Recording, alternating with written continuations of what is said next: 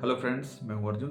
इस वीडियो में बात करेंगे हम स्केचिंग के बारे में। स्केचिंग में हमने पेन से ड्राइंग की है, पेंसिल से किया, काफ़ी सारे शेडिंग के साथ की है, चारकोल पेंसिल से भी की है। तो काफ़ी सारे स्केचेस हमने बनाए हैं, लेकिन उस स्केचेस को बहुत और ज़्यादा इंटरेस्टिंग करने के लिए और ज़्यादा उसमें काम करने के लिए, अपनी जो फ्रीडम है उसको बढ़ाने के लिए मैंने एक प्रैक्टिस इसमें बताई है। और वो प्रैक्टिस है सीधा डायरेक्ट ब्रश के साथ किसी भी एक कलर को लेके मोनोक्रोम में स्केचेस करना। और वो किस तरीके से कर सकते हैं, हमें प्रैक्टिस में क्या क्या चीज़ें नोट करनी चाहिए और अपने ब्रश को कैसे हैंडल करना है। तो ये सारी चीज़ें इसमें हमने डिस्कस की है वीडियो में, तो बने रहिए वीडियो के एंड तक। तो मेरे पास हैं बहुत ही सिंपल से वाटर कलर जो कि बिल्कुल बच्चे यूज़ करते हैं, डोम्स की।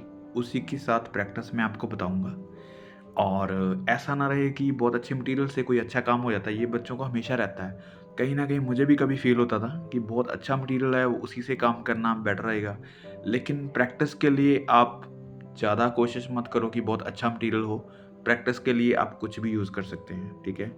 ये जो मैं नीचे पेपर यूज़ कर रहा हूँ, ये भी बहुत अच्छा नहीं है। बहुत अच्छा मतलब ये कोई वाटर कलर वाली शीट नहीं है, वाटर कलर वाला पेपर नहीं है। ये सिंपल न्यूज़प्रिंट वाला पेपर है, जिसके ऊपर वाटर कलर ऐसे आसानी से स्केचिंग करके कुछ भी चला के आप देख सकते हैं। जैसे मैं ये कर रहा हूँ, कुछ भी लिख रहा हूँ या मैं ये चला रहा हूँ, तो ये एक तरीके की आपकी प्रैक्टिस है। आप ब्रश को कितना हैंडल करते हैं। तो मुझे लगता है कि जब भी आप कोई भी मटेरियल लेते हैं, कुछ भी आप न्यू ट्राई करते हैं, तो सबसे पहले उसको ऐसे कहीं पे भी अलग से चला के देखो कि वो कैसे हैंडल होगा, किस तरीके से उसको पतला करके चलाना है या फिर थिक कलर लगाने हैं, उसको हैंडल कैसे करना है, ब्रश के स्ट्रोक कैसे लग सकते हैं, ब्रश को हम कैसे यूज़ कर सकते हैं। जैसे मैंने ये न्यू ब्रश लिए थे, तो इसको कैसे चलाना है, ये सारी चीज़ें आपको एक बार चलानी आनी चाहिए। उसके बाद चीज़ें बनती है। आप कोई पेंटिंग करते हैं, कोई भी कुछ भी स्केच करते हैं, कुछ भी करते हैं, तो पहले उस मटेरियल के बारे में नॉलेज होना बहुत ज़रूरी है कि कैसे हैंडल करना है। और उसी को किसी भी तरीके से आप रफ़ ऐसे चला सकते हैं। जैसे मैं कुछ भी यहाँ पे बना के देख रहा हूँ, तो इससे मुझे पता चलता है कि ये कैसा मटेरियल है, कैसे यूज़ करना है। तो अभी मैं आपको स्केच बना के दिखाता हूँ। जैसे ये रेफ़रेंस है, बिल्कुल हल्की-सी, और कुछ ज़्यादा इसमें कुछ नहीं है। बहुत सारे स्केचेस हमने किए हैं पेंसिल के साथ, पेन के साथ या फिर किसी और मटेरियल के साथ। तो यहाँ पे क्या है, कोई मेज़रमेंट कुछ ऐसा कुछ है नहीं, क्योंकि वहाँ पे आप लाइन लोगे, आउटलाइन लोगे, तो इन चीज़ों से आप निकल सकते हैं, ठीक है? तो सीधा ब्रश के साथ ऐसे आपको सोच के बनाना है। आपकी थिंकिंग ये होनी चाहिए कि आपको क्या बना रहे हैं, कहाँ पे डार्क आ रही है, कहाँ पे लाइट आ रही है, सारी चीज़ें आप मैनेज कर सकते हैं। नहीं तो आप बहुत बारीकी से ब्रश को ऐसे चला के पहले आउटलाइन रेडी कर सकते हैं। अगर आपकी हैंडलिंग बहुत अच्छी हो रही है, तो आप डायरेक्ट उसको यूज़ कर सकते हैं। मतलब कहीं पे कितना डार्क आ रहा है, वो डायरेक्ट चला के देख सकते हैं। आपको यहाँ पे किसी हाइलाइट की ज़रूरत नहीं। मैं कोई भी यहाँ पे इरेज़र नहीं यूज़ कर सकता। यहाँ पे कोई भी मैं एक्स्ट्रा शेड नहीं लगा सकता, ठीक है? किसी भी कलर्स की और की टोन नहीं लगा सकता। मैं एक ही कलर्स को चला रहा हूँ और इसी से मैं प्रैक्टिस कर रहा हूँ। और मेरे माइंड में एक ही चीज़ चल रही है अभी, जो मैं स्केच बना रहा हूँ, कि करने के लिए आपको सिर्फ़ ये चीज़ सोचनी है कि स्केच की एक चीज़ आपने पहले ड्रॉ कर ली, अभी मैंने फेस पूरा बना लिया है, ठीक है? उसमें कितना काम कर सकते हैं, उसकी शेडिंग में तो हमने जाना नहीं बिल्कुल, ठीक है? शेडिंग किसी और तरीके की करनी है। आपको सबसे पहले आउटलाइन पे ध्यान देना है कि किस तरीके से उसकी आउटलाइन हो सकती है, किस तरीके की कोई मेन चीज़ बन सकती है फिगर के बारे में आपने ये सोचना है। जैसे ये बाजू है, तो इस तरीके से हम इसको रख सकते हैं। आपका जो फ़ोकस है एक बार आउटलाइन पे ही होना चाहिए, कि आपको आउटलाइन से पता चलता है कि कौन सी चीज़ किस एंगल पे बन रही है, बस इतना ही। उसके बाद चीज़ों को थोड़ा-थोड़ा करके आप ऐसे डिटेलिंग भी कर सकते हैं। और जैसे ये बाजू है, मैंने वहाँ पे पहले उसका हैंड बना दिया है, उसके बाद ये कंप्लीट कर रहा हूँ उसको। तो आपको क्या चीज़ पता चल गई इसमें, कि जो चीज़ फेस के कहाँ पे आ रही है, उसका हैंड कहाँ पे बनेगा, वो मैंने पहले बना लिया। उसके बाद बीच वाला एरिया उसको मैंने कंप्लीट कर लिया, ठीक है? ये कितनी जगह पे आ रही है, कहाँ पे आ रही है, वो चीज़ मैं इसके साथ नोट कर रहा हूँ। जैसे ये लाइन्स है, सीधी जा रही है, तो ऐसे हल्की लाइन्स चला सकते हैं। अभी मैंने कितनी पतली और कितनी शार्प लाइन लगाई है, उसके साथ मुझे स्केचेस का पता चलता है कि स्केच कहाँ पे कितना आएगा, क्या चीज़ बनेगी। एक तरह की मेरे पास फॉर्म आ गई है और उसी के साथ मैनेज करके मैं बाकी चीज़ें हैंडल कर सकता हूँ। मतलब छोटी-छोटी चीज़ें हैं जो आपको ध्यान में रखनी है और बहुत आसान सा स्केचेस आप करके देखो पहले। जैसे बहुत आसान लग रहा है मुझे ये करना और अगर आप कुछ और भी इससे ज़्यादा बेटर सोच सकते हैं। देखो अभी इसमें कोई भी कर्व नहीं डाल रहा, कोई भी इसमें ज़्यादा फोल्ड्स नहीं बना रहे, तो सीधी-सीधी लाइन्स हैं, पहले उसको कवर कर लेते हैं। उसके बाद जब भी आप कभी भी कलरिंग करते हैं या फिर इस चीज़ को और ज़्यादा बेटर कर सकते हैं, तो वो धीरे-धीरे चीज़ें आती हैं, जो फ़ोल्ड बनाने हैं या फिर कलरिंग करनी है या फिर शेड लगानी है। सबसे पहले यहाँ तक का सफ़र करना आपने, मतलब आउटलाइन के साथ काम करके देखना है। मैं आपको इससे भी हाई लेवल बताऊँगा, जो हम कर सकते हैं। लेकिन जब हम बिल्कुल स्टार्टिंग पॉइंट पे हैं ना, तो ये प्रैक्टिस करनी है आपको। इस प्रैक्टिस से क्या होता है कि आपका जो अभी तक का लेवल था, जो आप पेन से या किसी पेंसिल से ड्राइंग कर रहे थे, तो वहाँ पे काफ़ी चीज़ें अलग तरीके से नोट करते थे। यहाँ पे बिल्कुल आपको प्रेशर नहीं देना होता ब्रश को, बिल्कुल हल्की-हल्की लाइन से काम करना होता है। जहाँ पे आपको डार्कनेस की ज़रूरत है, तो वहाँ पे हम हैचिंग या फिर क्रॉस हैचिंग करते थे या फिर कोई शेडिंग देते थे। इसके साथ आप ऐसे फिल कर सकते हैं। यहाँ पे आप ब्रश को क्रॉस हैचिंग या फिर हैचिंग के तरीके से नहीं चलाना होता। यहाँ पे आपको फिल करना है, आपको शेडिंग देखनी है और फिल करने का एरिया देखना है कि आपने कहाँ-कहाँ कितनी शेड देनी है। फोल्ड में आप हल्के से ऐसे स्ट्रोक लगा सकते हैं। तो ये एक तरीका है स्केचेस बनाने का और ऐसे आप स्केचेस को बना सकते हैं। ऐसे बेस दे सकते हैं हल्का-सा। मैं आपको 2-3 और स्केचेस बना के दिखाता हूँ कि किस-किस तरीके से हम क्या-क्या चीज़ें बना सकते हैं। ठीक है? ये सीटिंग एक फिगर थी और यहाँ पे मैंने एक और फिगर ली है। यहाँ पे एक चीज़ और है, जैसे पूरी कंपोज़िशन है, काफ़ी सारी फिगर्स हैं, तो इसी में से फिगर की ड्राइंग करते हैं। इसको करने का तरीका ये है कि आपके माइंड में प्रॉपर पूरी चीज़ एक बार में उतर आएगी कि आपको फिगर कहाँ पे क्या-क्या चीज़ करनी है, पहले माइंड को रख के चलना है। ठीक है? तो बिल्कुल फ्री रहो कि आपकी मेज़रमेंट क्या रहेगी, आपकी क्या-क्या चीज़ कहाँ पे आएगी, ये चीज़ें अपने आप नोट होती रहती हैं। जब एक बार इसका फेस बन गया, तो उसके बाद आपको सारी चीज़ें ऑटोमैटिकली आपके माइंड में आती जाएँगी, आपका हैंड वहाँ पे जाता जाएगा, आपकी प्रैक्टिस के हिसाब से। आपने कितनी स्केचिंग की है, कितने स्केचेस बनाए हैं, फिगर के बारे में कितनी-कितनी चीज़ें की हैं, तो वो सारी चीज़ें यहाँ पे काम आती हैं, आपकी प्रैक्टिस काम आती है। जैसे अभी पेंसिल के साथ अगर मैं करता तो पहले मैं नोट करता कि कहाँ पे कितना आएगा, क्या चीज़ क्या बन रही है, कहाँ पे क्या बन रही है, तो सारी मेज़रमेंट करता। इसमें क्या हम हल्के से ऐसे टिक कर सकते हैं, ठीक है? अपनी मतलब कोशिश होती है कि स्केचेस को अच्छा बनाएँ और थोड़ा-सा लगे हमें कि हमने स्केचिंग में कुछ लेवल अप किया है या फिर हम अगले लेवल का काम कर रहे हैं, तो इसके लिए थोड़ा-सा आराम से करो। अपनी स्पीड के बारे में बाद में सोचना है, क्योंकि कई बार होता है हम स्केचिंग में ये रखते हैं कि आप बहुत जल्दी-जल्दी स्केचेस बनाओ, बहुत जल्दी-जल्दी अपने स्ट्रोक्स करो, ताकि आपको ये लगे कि हम फ्री हैं, हम फ्री कर रहे हैं काम, हमें बंदिश नहीं है, मतलब अपना माइंड बहुत फ्री है, तो बहुत बड़े-बड़े स्ट्रोक्स लगा रहे हैं। तो उसमें क्या चीज़ होती है, कहीं न कहीं आपकी जो प्रैक्टिस है, वो उसी चीज़ में रह जाती है कि आपकी स्पीड बहुत होती है। तो आपका जो वर्क है वो सही नहीं हो रहा, मतलब जो आपका प्रैक्टिस है वो कहीं न कहीं वहीं पे उलझ के रह जाती है कि आपने बहुत जल्दबाज़ी की है, बहुत ही सोच समझ के नहीं किया हुआ काम, मतलब ऐसे ही आपने कर दिया। तो वो चीज़ प्रैक्टिस में नहीं करनी। जब भी आपकी किसी भी चीज़ की अगर प्रैक्टिस करोगे, मैं हमेशा बोलता हूँ, तो जल्दबाज़ी इस चीज़ में नहीं होनी चाहिए कि आप प्रैक्टिस कर रहे हैं। प्रैक्टिस में आप चीज़ों को गलत बना रहे हैं या सही बना रहे हैं, ये एक अलग चीज़ है। लेकिन जल्दबाज़ी कभी भी मत करना। कभी भी कोई भी चीज़ सीखने से पहले आप उसको देखो कि आप क्या चीज़ बना रहे हैं, कैसा बना रहे हैं, उसको सही कितना बनाना है। जब आपसे चीज़ें सही बननी शुरू हो जाती हैं, आप बहुत अच्छे से बनाना सीख जाते हैं, उसके बाद आती है टर्न आपकी स्पीड की। तो आप जो चीज़ एक बार बना रहे हो, अगर दूसरी बार वही चीज़ बना रहे हो, तो आपकी जो स्पीड है वो अपने आप बढ़ जाएगी। मतलब आपको कुछ करना नहीं पड़ेगा। आपको पता होगा कि ये चीज़ मैंने पहले बना रखी है और क्या-क्या चीज़ें बनानी है, क्या-क्या हम चीज़ें कर सकते हैं, वो आप अपने आप कर लोगे। तो सबसे पहले मैं यही कहूँगा कि चीज़ों को सही बनाना सीखो, कितना सही बना सकते हैं। मैं ये नहीं कहूँगा कि आप एक ही स्केच बनाओ तो 2 महीने लगा दो, तो लगे रहो उसके ऊपर कि हम ड्राइंग कर रहे हैं तो हमने सही करनी है, कोई इसमें गलती करनी नहीं है।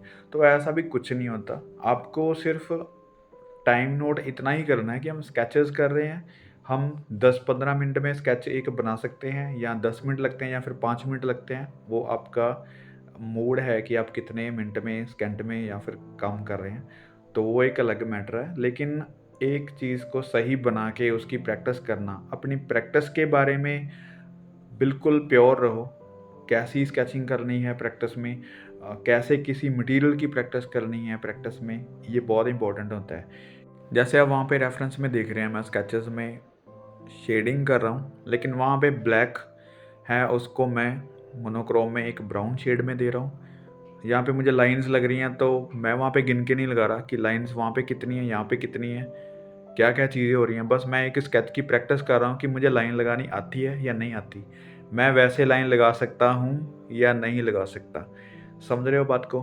क्योंकि चीज़ें बनाना आसान नहीं है, थोड़ी-सी प्रैक्टिस आपको करनी पड़ेगी, फिर आसान लगने लगता है।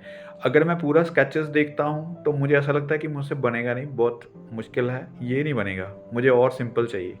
लेकिन मुझे प्रैक्टिस करनी है, मुझे थोड़ी-सी मुश्किल चीज़ें जो हैं, वो चूज़ करनी है कि मुझे ये करना है। जब आप मुश्किल चीज़ें कर लोगे, तो आसान वाले स्केचेस अपने आप बनने स्टार्ट हो जाते हैं। यहाँ पे हल्की-सी शेडिंग है या फिर कोई ऐसे फोल्ड हैं, तो ऐसे मैं टिक लगा सकता हूँ उनके तरीके से। शेडिंग करने से आपको स्ट्रोक्स लगा सकते हैं, ऐसे हल्की-हल्की लाइन के साथ, या फिर उसको हल्का-सा पतला करके उसको चला सकते हैं स्केचेस को। अभी लुक वाइज़ देखो, जो भी स्केचेस की लुक आ रही है, तो प्रैक्टिस लग रही है, उसका हमें पता चल रहा है कि हमने कुछ बनाया है, ठीक है? कुछ चीज़ें हालाँकि इसमें मिसिंग होंगी, कुछ चीज़ें हम और ज़्यादा कर सकते हैं, लेकिन प्रैक्टिस में आप इतना कर सकते हैं, तो काफ़ी हो जाता है। अभी ये वाला रेफ़रेंस है, तो इसको बना के देखते हैं। इस स्केच में आपको बताऊँगा मैं एक और टेक्नीक स्केचेस करने की। पहले जैसे हमने मेज़रमेंट नहीं ली थी, तो यहाँ पे बिल्कुल अगर आपको नहीं करना आता वैसे, तो आप पहले इसकी इस तरीके से मेज़रिंग कर सकते हैं। बिल्कुल पतला जो ब्रश है, स्ट्रोक उसका लगा सकते हैं। इसके साथ क्या होता है, अब एक तो आप स्केच का जो मेन चीज़ है, वो आप नोट कर रहे हैं, मतलब कहाँ पे आपका स्केच आ रहा है, कितने एरिया में आ रहा है, वो सारी मेज़रमेंट कर रहे हैं। उसके साथ ही आप ब्रश का जो चलाने का तरीका है, आपको बिल्कुल जो लाइन्स के साथ ब्रश को कैसे चला सकते हैं, तो एक ब्रश की प्रैक्टिस आपकी हो रही है। मतलब दोनों चीज़ें साथ की साथ आप कर सकते हैं। तो बिल्कुल पतली लाइन लगा के ऐसे स्केच को पहले कंप्लीट कर लेना है कि किस एरिया में आ रहा है, कितना आ रहा है। उसके बाद आप उसकी और ज़्यादा हैंडलिंग कर सकते हैं, और ज़्यादा हैंडल उसको कर सकते हैं। तो एक ये भी प्रैक्टिस है स्केच करने के लिए, ऐसे लाइन में आप कर सकते हैं। उसके बाद आप उसकी शेडिंग भी कर सकते हैं, मैं आपको बताऊंगा अभी करके।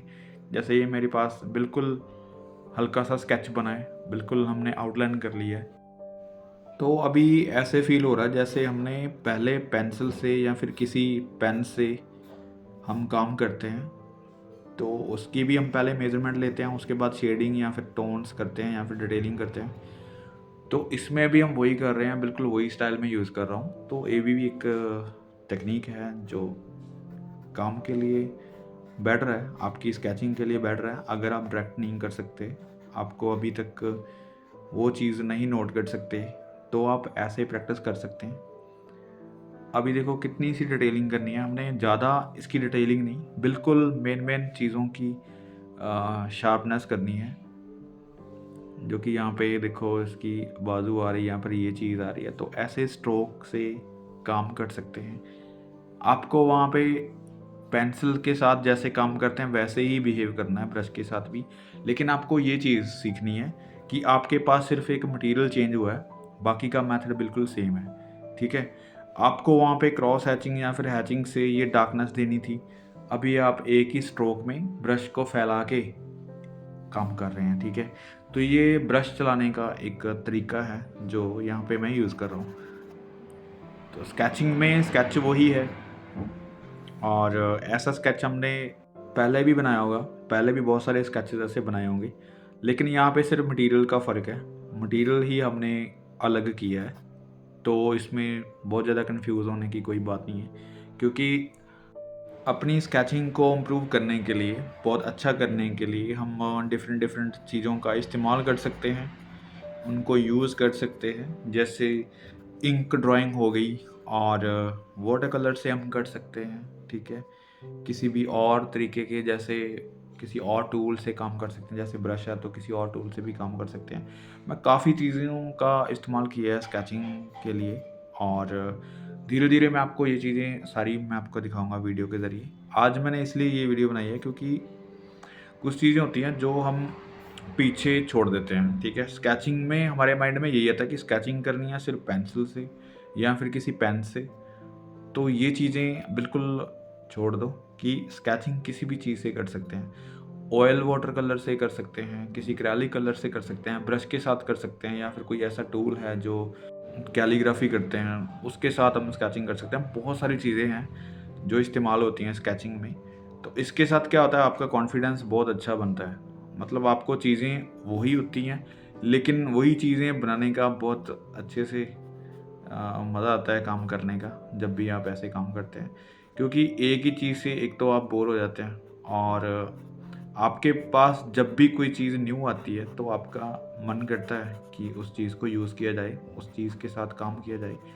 तो ये चीज़ होती है। अगर आप पेंसिल से ड्राइंग कर कर के थक गए हैं, काफ़ी सारी पेंसिल आपने चला ली है, तो आप कलर से ड्राइंग कर सकते हैं। कलर के साथ आप अपनी स्केचिंग को ऐसे बना सकते हैं। अगर आपने मोनोक्रोम में काम करके बहुत अच्छा सीख लिया है, मतलब इससे आप बोर हो गए हैं, तो आप कोई कलर के साथ करना शुरू कर दो, मतलब उसमें कलर फिल करना शुरू कर दो। वो भी मैं आपको बताऊंगा किसी वीडियो में।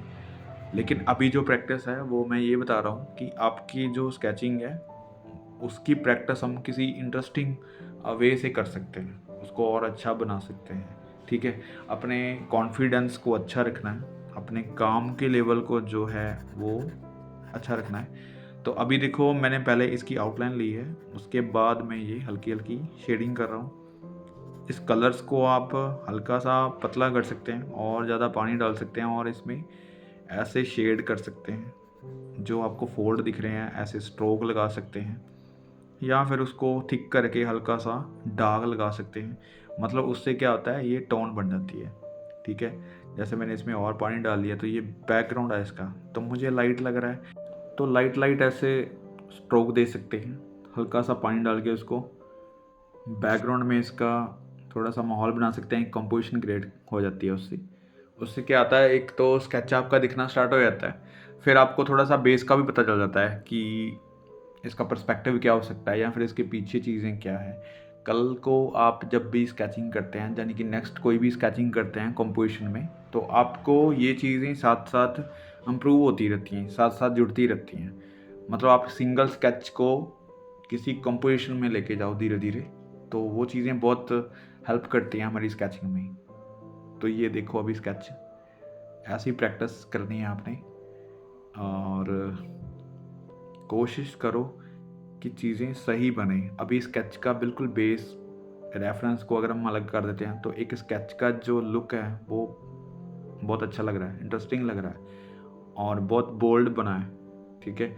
लाइन्स देखो, स्ट्रोक देखो, ये अच्छा लग रहा है। मतलब एक स्केच का जो मेन फील है वो आनी चाहिए स्केच में।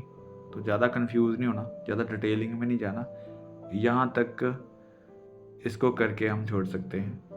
काम इसमें और भी बहुत सारे हो सकते हैं, कलर हो सकता है, लेकिन ये काफ़ी है स्केच के लिए।